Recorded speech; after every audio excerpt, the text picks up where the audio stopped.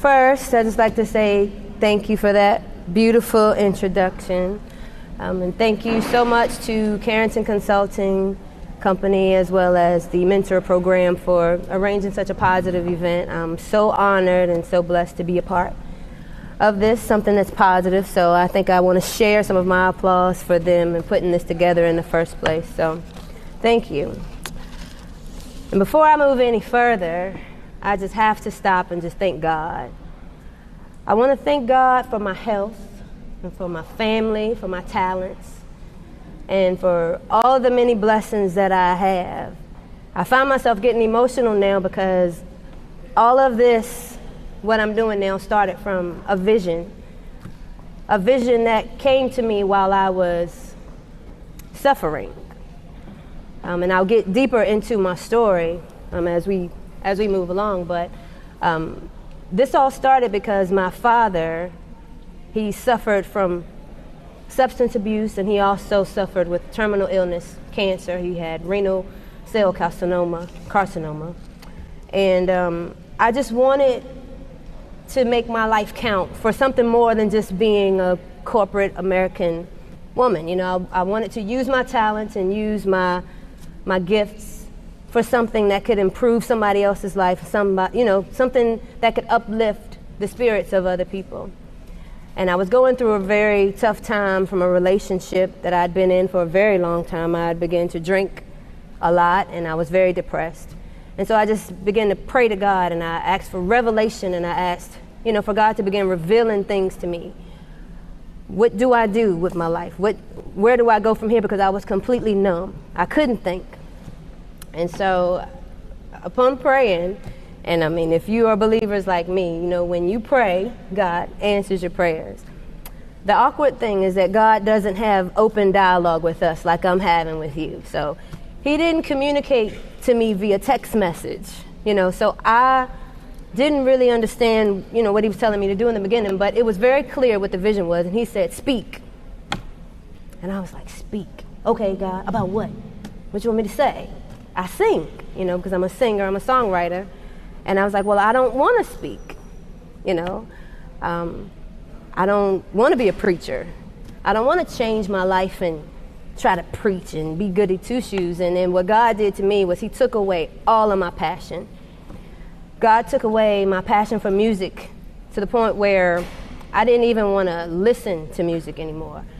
And it's part of why I'm standing here today is because I had to start listening to God. And even though I don't know exactly where I'm going now, I'm just kind of being faithful, and I'm walking in the footsteps of God, and I'm just praying that, he orders my steps in the right direction. So that's pretty much why I'm here. It's all from a vision, and it started because I wanted to donate my life to a better cause than just being another person that's breathing air. And I also want to add that I've been through a lot. Some of you may remember me as somebody that was very mouthy, attitude problem, in the streets, on drugs, drunk. I don't know what you remember me as, but I want to let you know that I'm not who I used to be at all. And I'm very serious as I'm standing here. I'm very serious about what I'm set out to do. So much that I stressed out a lot about what I would say.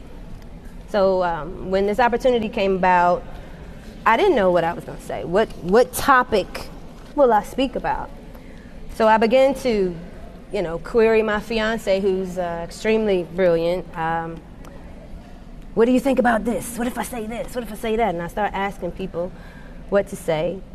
And finally, something just said, Feleshia, stick to the vision. The vision that I saw was very clear. It was just me being myself and telling my story. And some way, somehow, that is supposed to benefit somebody's life. So by the end of the conversation, hopefully you've learned something about my struggles. You've learned something from, the mistakes that I've made. And so out of all of this, I've created a project called The Blessed Journey. The Blessed Journey is basically a project that focuses on inspiration. What I'm trying to do is to sneak into the hearts of people who don't necessarily accept or embrace Christianity, a certain religion, a certain spiritual practice, but I want to sneak into the hearts and minds of people and just put some goodness in there. You know, I don't have to encourage you to believe in God. You know, I do. But as long as you begin to believe in something that's good, I'm okay, and I feel like I'm doing my job with that. And the Blessed Journey Project is dedicated to uplifting. So again, I go around and I attend American Cancer Society events. I dedicate my time to speaking to youth. Anything I can do to be an inspiration to someone, I do. And I'm also working on a musical project, which is basically a series of songs that I wrote and produced, co-produced. And they're all inspirational songs, and they have a secular sound. And I'll get into that a little bit later. But you got to start somewhere, and this is my start. So let me tell you a little bit about myself, for those of you that don't know me. So I was born and raised right here in South Boston, Virginia, Halifax County. Had two very hard-working parents. My mother is a very, very, very hard worker, and I think that's where I get a lot of my work ethic. I know she liked that. Look, she's probably over there grinning. I get a lot of my work ethic from my mother. I also had a very hard-working and loving father as well, who really inspired me to kick off and change my life, just because I was with him through a lot of his struggles. And seeing that firsthand really made me change my mind about being selfish. He made a point to me when he was alive, and he said, it's not all about you. You know, because I would always get angry when people asked me for money. I would be like, I get so tired of people asking me for money and asking for favors all the time. And I remember he stopped me and he said, your success is not all about you. And, you know, he made that very clear, and it really, you know, it really registered with me. And it was the initiation of my life change. And I have two siblings that are so supportive, Selena and Jarrell, love y'all. I have a beautiful daughter that looks just like me, Miss Asa, that's sitting here in the front. And I have two soon-to-be stepchildren. I have a wonderful fiance that God brought into my life to help mold me and whip me into shape. So thank you, baby, for that. And I was just raised with, you know, heavy morals. And, you know, the foundation that we learn is that family's first. Treat others how you want to be treated. Treat people with respect. And that's what I grew up knowing. So I was a very normal child. I had a little more mouth probably than the average kid. A little bit outgoing and charismatic. Went to church every Sunday with grandma, sang in the choir, you know. So enough about that. I want to now get into the meat of why I'm standing here today. And I want to also let you guys know that a part of this vision includes me making myself completely vulnerable. Things that a lot of people typically don't like to mention or say in public. You know, things that people are ashamed of are the things that I'm an advocate for. I'm making myself vulnerable, and I'm being very transparent so that I can help you. So that's I think hopefully God and I have worked that out, and I think I'm moving in the right direction. So it all started, I would say, when I was about 10 years old. My parents divorced. It was a big culture shock for us because my grandmother, she was a very educated woman, and we lived, all of us lived in a big circle, you know, all together. My grandmother was very educated, and we just had a very structured environment, you know, when my parents were together. So we moved. My mom was now a single mother trying to take care of her, now 3 kids, because when I was 10, my little brother was born. So we moved to the hood. And for those of you that don't know what the hood is the projects, aka low income living. And that's when my mentality began. I have a lot of stories that I could tell you about those times, but I witnessed a lot during that time frame. And I blame that environment, and I won't say blame because that doesn't sound fair, but I will say that environment helped to mold me into the person that I am, both good and bad, because I do feel like I had to go through the challenges in life that I had to go through in order to become who I am now. But let's talk about those challenges. I saw drug dealers sell crack cocaine every day.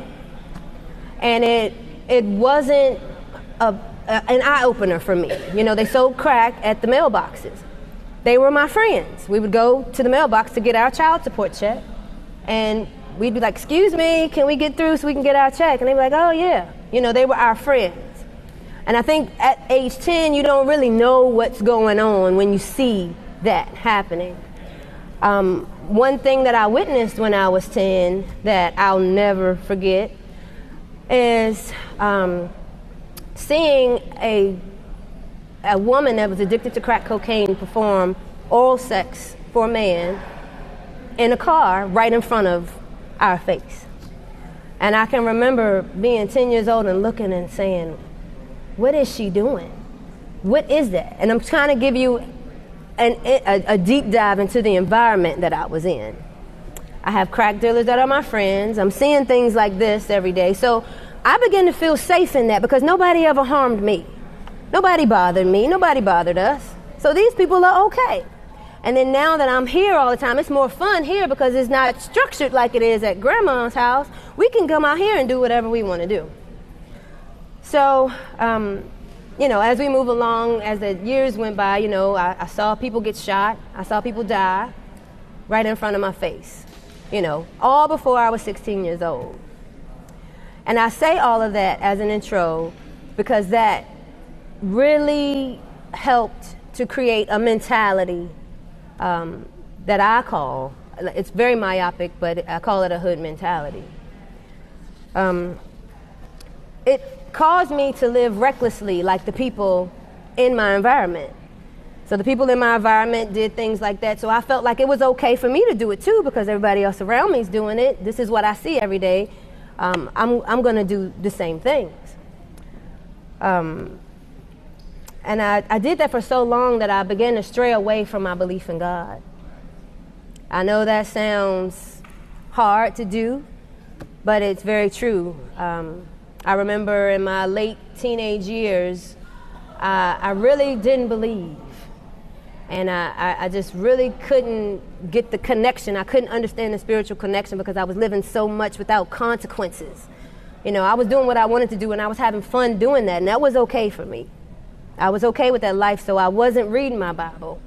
I wasn't going to church. People were requesting me to come sing at churches and I wasn't responding because I was too busy doing drugs. I was too busy getting drunk. I was too busy partying and being promiscuous. And so I was so lost, and that happened for many, many, many years. And again, in the environment that I was in, everybody did it, so everybody thought it was okay. Nobody smacked me on my hand. So it wasn't until I found myself so insecure about who I was, so uncomfortable in my situation, so miserable, and so, you know, just out of my mind that I decided, let me try this Bible thing again. Let me pull out my Bible, because my grandmother, when we were little, we got baptized, and I understood what was going on. I understood, you know, what it meant, but I didn't apply those principles to my life until that time, that I decided I'm not supposed to live and feel like this every day. So I pulled out my Bible and I started with Proverbs. I just started reading, and I couldn't comprehend. I was having trouble with the Bible that I had, so I needed to get the international version so that I could read it and really kind of understand, you know, what it was saying.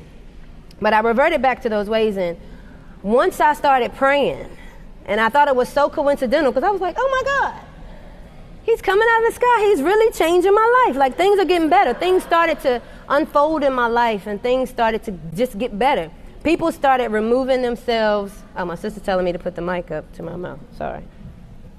People started removing themselves from my life, which, you know, I found ironic at the time. I thought it was a bad thing, but, you know, God just started working in my life, and I didn't know that everything that happened from that moment until today was Him preparing me to be on the platform to do what I'm doing. And God showed me mercy, and for that I'm ever thankful. And, you know, today I'm a successful engineer. I went to college. I caught a ride to orientation. And I somehow graduated in the top 10% of my engineering class when I thought engineers drove trains.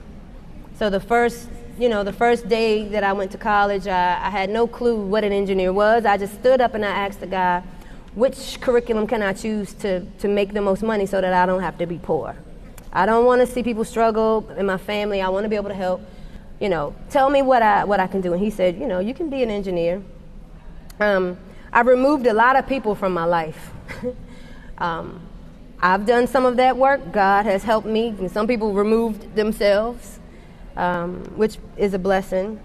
And I've changed my way of thinking, most importantly. I know when I first met my fiance and when I first started having dialogue with him, he would always challenge me on my thoughts. And I'd say to him, you just don't understand me.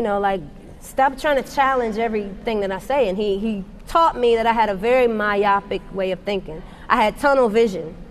And it was just because I was so used to being a victim. I was so used to, being in an environment where everybody blamed and pointed the finger at everybody else instead of taking that finger and pointing it at yourself and asking, what can you do? What can I move? What can I change to alter the course of my life? And so I thank him for that because he really gained a lot. He helped me to gain a lot of perspective. And, I'm stable now. And I feel like God positioned me this way, not for myself. And now I'm going back to what my father told me, is that, your success isn't for you. So whatever money I make now, I put it into this project. Me and my fiance, we don't always agree about that, but I put a lot of money into trying to move this thing forward so that, God's will can be done. And I have to just trust that this is the right thing that I'm supposed to do. I'm a law-abiding citizen now.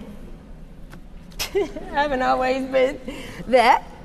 I'm confident. I can stand in front of you now and feel 100% confident with my smile.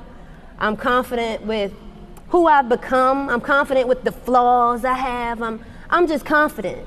And there was a point of time, like I told you, I hated myself.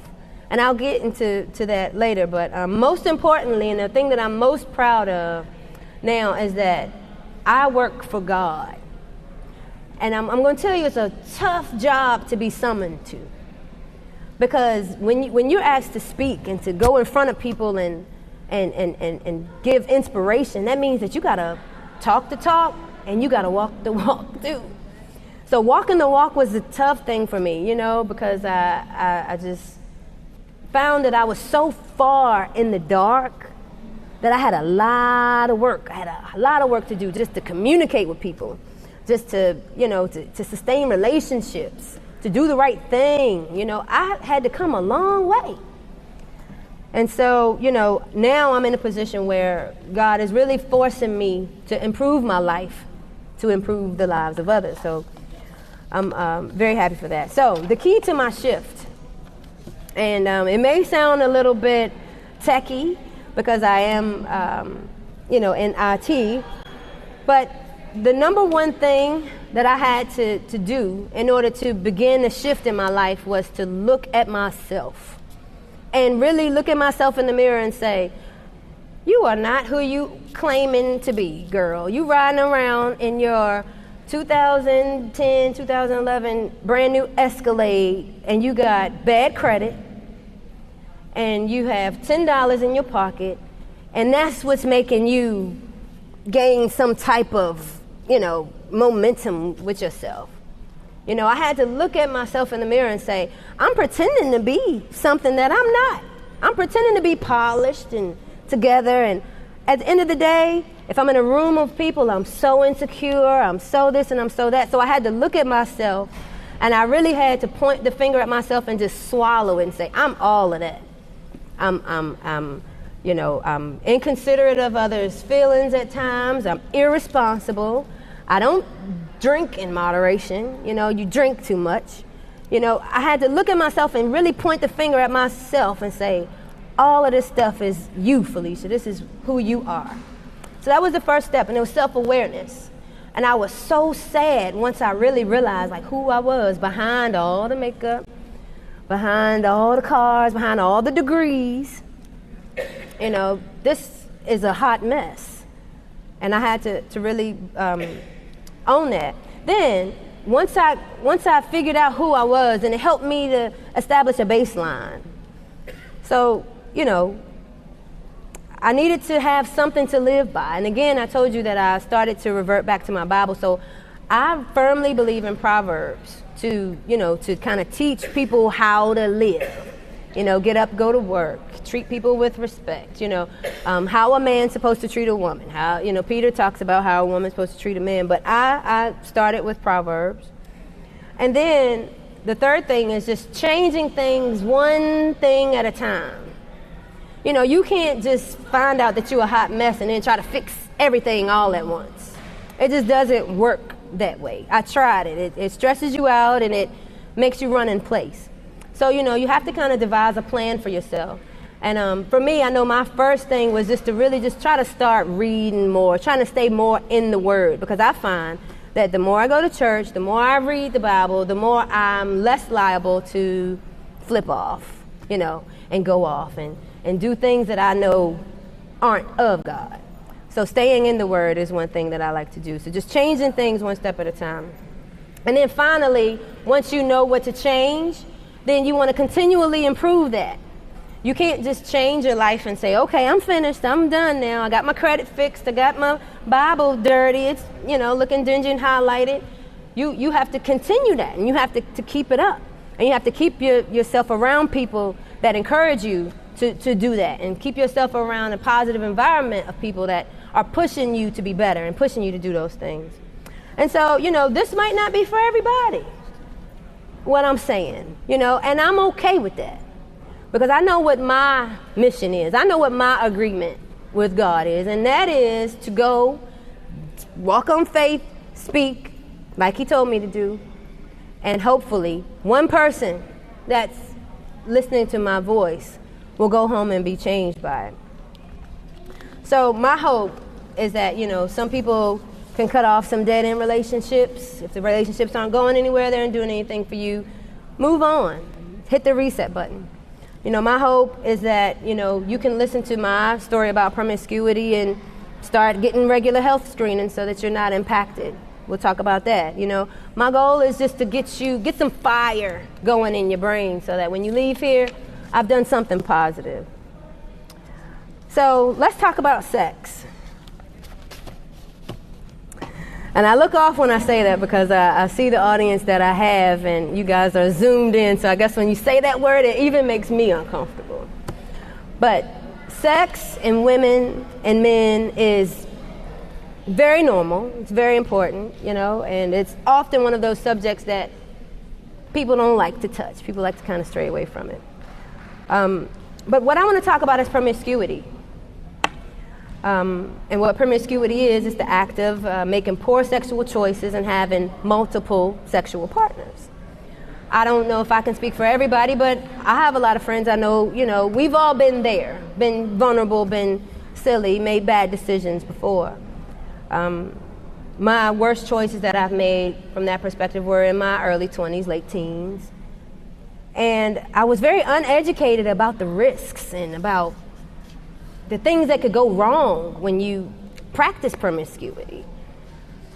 And, we hear the word cancer and we panic. Everybody panics. Somebody says cancer, oh my God. Then we hear AIDS. Oh my God, AIDS. We hear HIV. Oh my goodness, HIV.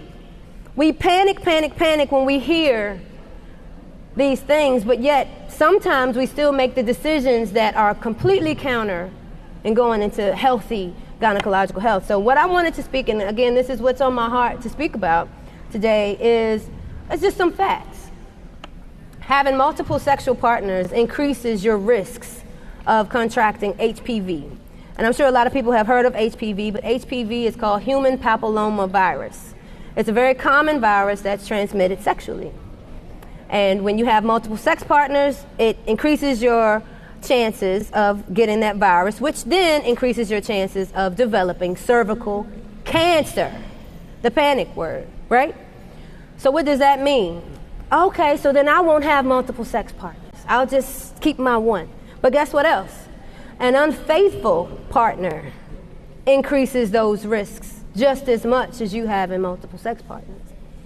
So look into your life, and once I learned that, I looked at sex completely different. Now you mean to tell me that I'm trusting you with my life and I don't even know you? I'm trusting you with my life and you don't even treat me well? You don't treat me well enough to take control and to take care of my situation, so I know, you're not concerned about what's happening to me. And that's kind of the way we have to look at things. So what I want to go into when I go into relationships is how much discretion we need to take in choosing our partners. Sometimes we just say, oh, we just want to choose somebody because he's tall, he's so fine, he dresses nice, but what about the qualities of a man? I want to put that out there because I feel like a lot of people, especially, when you read Facebook, all I see is messages about, I got him now, he with me now, and you just see a lot of things about broken relationships, people being unfaithful to one another, and it's deeper than having the pride about it. It's your life that could potentially be at risk there. So I wanted to put that out there. And that women, we can take control of that. That's one thing we can control. We can control who we have sex with and who we don't have sex with. And I know that's a very sensitive topic, but I wanted to talk about that. I also want to talk about friendships. I've always had very challenged friendships. And I think in part because I wasn't happy myself. It's very hard to have a friendship and to nurture a friendship with a person when you're sad and when you're going through things and when you can't get it right. It's hard to nurture a friendship that way. So I really encourage people to look at what your friends aren't and pray for revelation. Pray constantly that God reveals to you who people are.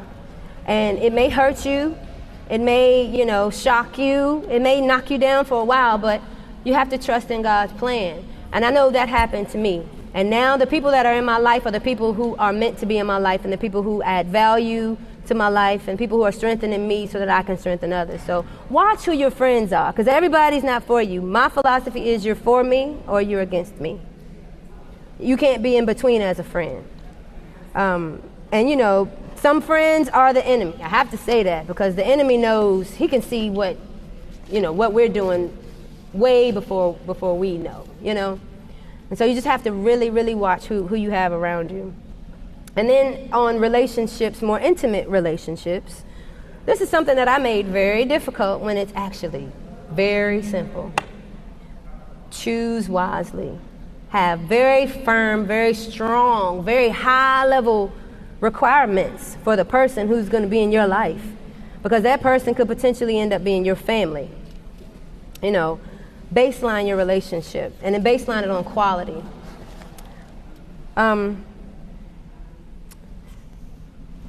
Let's see, where do I want to go from here?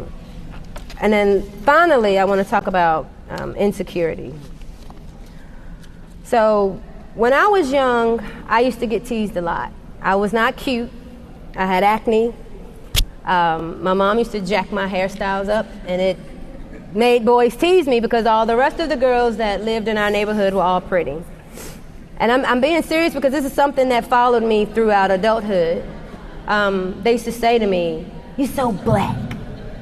You black and you ugly. You ugly and you black." And none of the boys wanted me. None of the boys wanted to play with me. We would be out playing, and my sister and her friends, they're here today, Selena, DeShanta, all of them, they got chosen.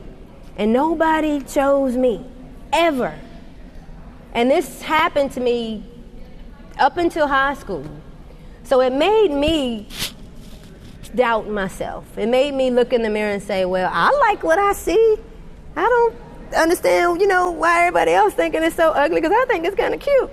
But it really made me doubt myself, and that followed me into life. And it manifested itself in the form of insecurity. So I felt like I always had to do more than the next girl just to be accepted.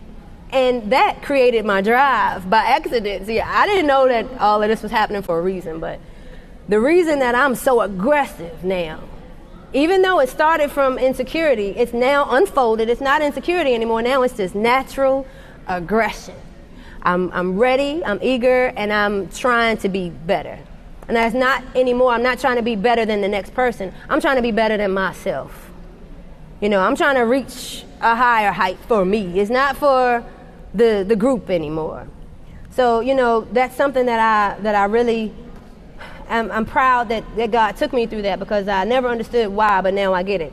And then my father wasn't that present in my life when I was a young girl. And because of that, it really made me feel like I owed something to men. It made me feel like I was supposed to give them something, because I want them to pay attention to me. And for people who haven't been through that, you wouldn't be able to relate, but that's what it does. Well, that's what it did to me, and I think that was kind of how things happened in my life. But the only way I got over my own insecurities was to start loving myself. It took a long time. I'm still doing it now. But am I doing what I feel good about doing every day? Am I saying the things out of my mouth that I feel I should say? Am I speaking life? Am I speaking death? Like, what am I doing that makes me happy with where I'm going? That's all that matters to me now. Take it or leave it. And that's the way, the way that I feel. And now I just want to do a little exercise with you, because I'm about to wrap up. And thank you for watching and listening so attentively. I want everybody to take their finger and just hold it and get it ready, because you got the point. So I want you to think about where you are in your life right now, whether it's a good place or a bad place. And I want you to take your finger and I want you to point to the person or to the being that's responsible for where you are right now. Okay. And this is exactly what I thought I would see. I would see a mixture of people pointing to God, and I would see people pointing to themselves. Exactly. And those are the people that are firmly and 100% responsible for where you are right now, where you're going to be tomorrow, and where you're going to go, moving forward in your life. It cannot be based on where you were. So the point of this whole speech is that I'm a little girl that grew up in the projects, around crack dealers, had a father that was addicted to crack cocaine, that turned his life around, and before he passed away, he was saved and delivered. I'm a girl that didn't know what an engineer was, and now I'm competing and working with the top-notch engineers. I'm that person that defied the odds so far. I'm not even finished. Haven't even really gotten started. But I want the finger pointing thing is because a lot of times we like to do this, and we like to blame everybody else for the faults, the reasons that we're behind, the reason our credit's bad, the reason that we have bad relationships, the reason he left me, the reason I don't have no money, the reason that whatever the reason is, we like to blame somebody for it. But what I like to do now is to take that finger and point it right back at myself and ask myself, what can I do to re-baseline my life, re-baseline what I'm going through so that I can fix it? If I'm in a dead-end relationship, if I sit in it for 10 years, it's my fault. Ain't nobody else's fault but mine. If I don't have no money and every time you see me I'm broke and I'm asking for money, and every time you see me I'm asking for money, that's my fault. What are you going to change about your life to make your life better? Let the person that you pointed to, let both of those people control your life. That's my recommendation. I don't know. Some people go Buddhism, some people go, and I embrace all religions. But I go 100% with the Word of God, because it's really delivered me and it's really changed my way of thinking. My fiance and I, when we bicker about things, we shoot Bible verses back and forth. I sent him Proverbs, I think it was chapter 30, about how a man is supposed to basically, submit himself to his wife, and then he turned around and sent me Peter. How a woman's supposed to submit herself and, do what she's supposed to do. So, read the Word and stay in the Word, and it helps. And then, just believe in something. Believe in something and get yourself a baseline. And I just want you to repeat after me, and then we're finished. So I want to make sure that I've made an impact, because when you speak something, when you write it down and when you say it, I think repetition helps you to kind of remember. So I want y'all to repeat after me. Ready? Today, I will change my life for the better. Today I will change my life for the better. I am not who I used to be. I am not who I used to be. I will hit my reset button. I will hit my reset button. And I love myself. I love myself. That's right. Thank you guys so much for listening to me today.